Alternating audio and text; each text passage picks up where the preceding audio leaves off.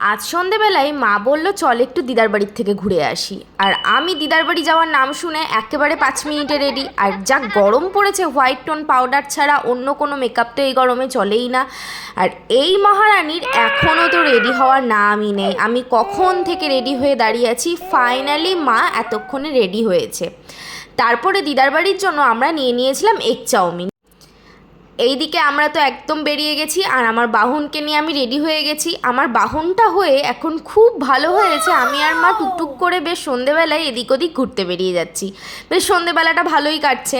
আর তোমাদের সাথে গল্প করতে করতে আমরাও পৌঁছে গেলাম দিদার বাড়িতে। দিদার বাড়িতে এসে তো দেখি সবাই অবাক, আমরা একেবারে হুট করে সন্ধেবেলায় এসে গেছি। এসে দেখি দিদা, দাদু, ছোটোমণি, ছোট সবাই গল্প করছে। আর ছোট তো দেখো ক্যামেরা দেখে কি ভাব নিচ্ছে।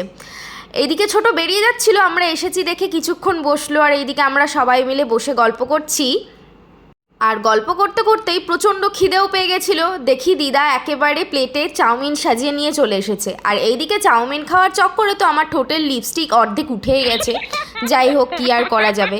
তারপরে খাওয়া দাওয়া শেষে তারপরে এইদিকে আমরা আবারও জমিয়ে গল্প করতে বসেছি। সবার সেই যে কী গল্প কী গল্প, এইদিকে যে আমি ভিডিও করছি আর সবাই গল্পতেই ব্যস্ত।